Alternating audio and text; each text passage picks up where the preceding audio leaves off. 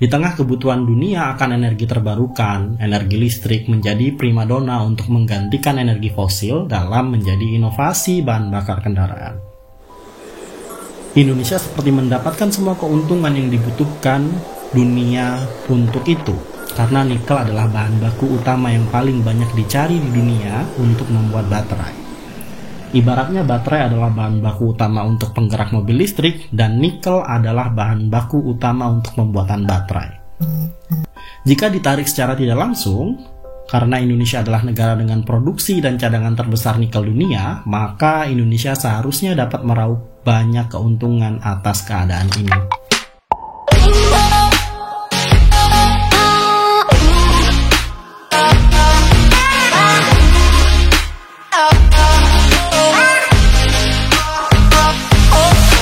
Faktanya, nikel menjadi komponen kunci dalam produksi kendaraan listrik, terutama dalam pembuatan baterai, dan Indonesia memegang posisi sebagai produsen nikel terbesar di dunia. Perlu dicatat bahwa Indonesia secara substansial mengirimkan ekspor nikel ke Cina dengan nilai mencapai 4,49 miliar US dollar pada tahun 2022, diikuti oleh pengiriman ke Jepang, yang itu hanya 1,24 miliar US dollar. Ini menunjukkan bahwa peran dominan Indonesia dalam memasok nikel ke pasar internasional, terutama ke negara-negara yang memiliki permintaan tinggi untuk bahan baku ini, sangatlah besar. Indonesia dikenal sebagai produsen terbesar biji nikel berkualitas di dunia. Sayangnya saat ini Indonesia belum sepenuhnya merasakan manfaat yang seharusnya didapatkan dari kekayaan ini. Salah satu faktornya adalah harga biji yang rendah.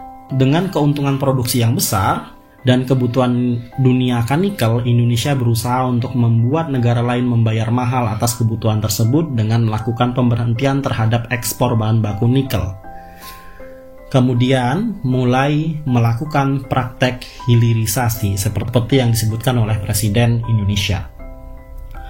Dengan kata lain, Indonesia hanya ingin untuk mengekspor bahan setengah jadi dari nikel ataupun bahan jadinya saja, sedangkan bahan mentah tidak akan diekspor lagi per tahun 2020. Peraturan tersebut diteken oleh pemerintah Indonesia di bawah pemerintahan Bapak Jokowi.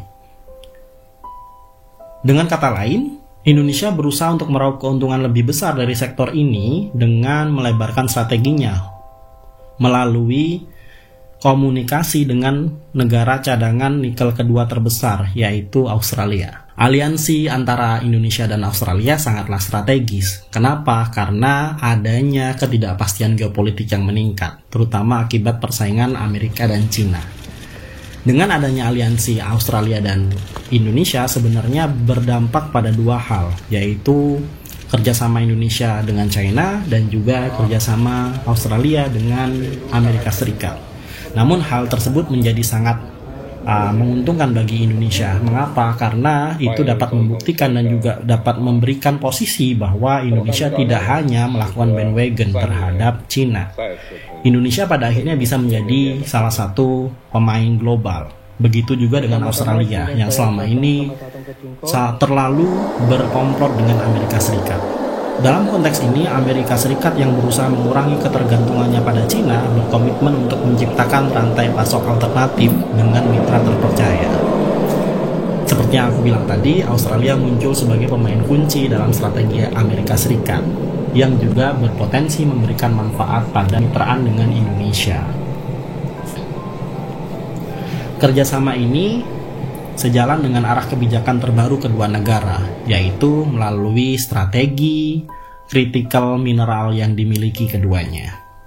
Pemerintah Australia bertujuan untuk melakukan diversifikasi rantai pasok melalui kemitraan dengan negara-negara sejenis dan memantau investasi asing dalam sumber daya mineral kritikal untuk melindungi kepentingan nasionalnya. Setelah pengenalan strategi ini, pemerintah Australia secara signifikan mencegah perusahaan yang terafiliasi dengan Cina untuk memperoleh mayoritas saham dalam perusahaan pertambangan litium di Australia. Sedangkan di Indonesia itu sudah terlanjur dilakukan. Bahkan smelternya pun pada saat ini banyak dikuasai oleh investasi Cina. Australia khususnya berkeinginan untuk memperkuat hubungan dengan sekutu seperti Indonesia yang juga memiliki nikel banyak untuk mengurangi dominasi Cina dalam sektor critical mineral. Pertanyaannya akhirnya muncul, apakah kemitraan strategi Indonesia dan Australia ini dapat menjadi solusi untuk mengatasi tantangan iklim yang menguntungkan secara geopolitik dan ramah lingkungan? Mari kita jawab satu persatu. Pertama, dari segi teknologi, saat ini Cina mendominasi rantai pasok global untuk electronic vehicle dan juga baterainya. Dominasi ini disebabkan oleh keunggulan biaya yang berasal dari produksi skala besar dan kemajuan teknologi yang signifikan selama dekade terakhir. Hal ini sulit diimbangi oleh negara-negara lain dalam jangka pendek. Baik Indonesia maupun Australia saat ini sangat kurang memiliki teknologi yang bisa memberikan manfaat-manfaat tersebut dan juga investasi yang cukup untuk mengembangkan infrastruktur yang diperlukan dalam pembangunan rantai pasok tersebut. Yang kedua, berkaitan dengan kepentingan yang terlibat, perusahaan-perusahaan Cina telah lama berinvestasi dalam rantai pasok pemrosesan mineral di Indonesia dan Australia. Investasi ini merupakan bagian dari upaya strategis Cina untuk mengamankan bahan baku penting untuk rantai pasoknya. Investasi Cina di Indonesia mencapai 3,5 miliar US dollar pada paruh pertama 2003, meningkat 2 kali lipat dari tahun sebelumnya, dengan mencoba membangun pabrik peleburan nikel baru sebagai penggerak utama pertumbuhan ini. Selain itu, Cina telah menandatangani perjanjian dengan Indonesia untuk berkolaborasi dalam pengembangan electronic vehicle dan juga daur ulang baterainya. Akan menjadi sebuah masalah nantinya ketika misalnya kemitraan baru antara Australia dan Indonesia dijalankan. Karena mau tidak mau, Indonesia dan juga Australia harus men-challenge atau menantang dominasi energi terbarukan yang sudah dilakukan Cina di Indonesia. Begitu juga secara internasional. Namun akan menjadi sangat menarik. Kenapa? Karena yang memiliki sumber daya untuk pembuatan electronic vehicle dan juga baterai, terutama baterainya, itu adalah Indonesia dan Australia. Tanpa adanya dukungan dari Indonesia dan Australia, sebenarnya pemain-pemain electronic vehicle model Tesla maupun Cina secara negara dan juga Amerika Serikat, itu akan sangat sulit untuk dilakukan. Oleh karena itu, sebenarnya aliansi antara Indonesia dan Australia memberikan bargaining position yang sangat bagus bagi kedua negara ini kepada negara-negara yang memang sudah terlalu memiliki kepentingan terhadap produksi electronic vehicle di dunia.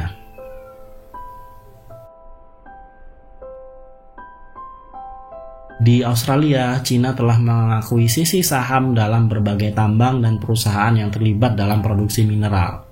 Selain itu, Cina telah membentuk kemitraan dan usaha patungan dengan usaha-usaha Australia untuk mengeksplorasi, mengembangkan, dan memproses mineral tersebut.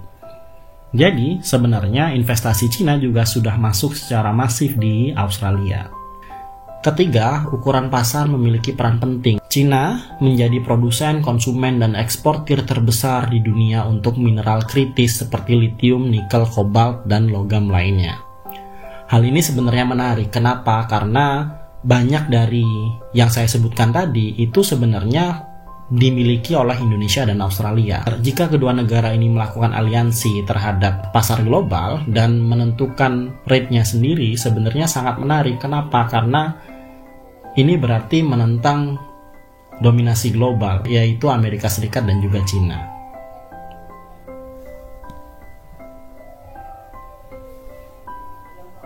Terakhir, tapi tidak kalah pentingnya, kekhawatiran lingkungan dan hak asasi manusia menjadi krusial dalam pewujudan kemitraan Indonesia dan juga Australia. Australia melihat industri nikel yang ada di Indonesia itu memiliki tantangan yang cukup besar secara lingkungan dan sosial, termasuk manajemen limbahnya seperti apa, polusi, konflik lahan, dan lain sebagainya. Namun ini tidak pernah akan menutup kemungkinan kedua negara akan melakukan kerjasama. Mengapa? Karena dengan adanya establishment of this agreement antara kedua negara, mereka dapat melakukan proyeksi terhadap pertumbuhan ekonominya dan juga hal-hal yang lebih baik daripada hanya didominasi oleh satu negara seperti Cina atau Amerika Serikat. Seiring kita melangkah ke depan, sangat penting untuk memberikan referensi dan juga penjelasan akan adanya konflik geopolitik dan juga kepentingan di dunia internasional. Mengapa? Karena negara kita, Indonesia, semakin lama semakin memiliki peran yang besar di dunia internasional. Saya sangat encourage, saya sangat menekankan kepada seluruh masyarakat Indonesia, terutama anak mudanya, untuk peka terhadap geopolitik. Mengapa? Karena kebijakan-kebijakan Indonesia ke depan akan sangat berhubungan dengan internasional. Semakin Indonesia memiliki pertumbuhan perekonomian yang tinggi, semakin juga Indonesia memiliki daya tawar di dunia internasional, terutama dalam pertarungan energi terbarukan. Indonesia memiliki pasokan nikel terbesar. Jangan sampai ke depan pasokan nikel ini tidak dimaksimalkan dengan baik untuk pertumbuhan ekonomi yang ada di Indonesia, terutama bagi masyarakatnya. Banyak kita rasakan bahwa pertumbuhan ekonomi hanya kita bisa rasakan secara angka, tapi tidak pernah kita bisa lihat real di masyarakat bagaimana masyarakat bisa mempertahankan kehidupannya dan juga perekonomiannya sehari-hari. Sekian dulu dari video ini, terima kasih telah menyimak pembahasan yang sudah sangat dalam ini, dan kita akan bertemu lagi di lain waktu. Terima kasih.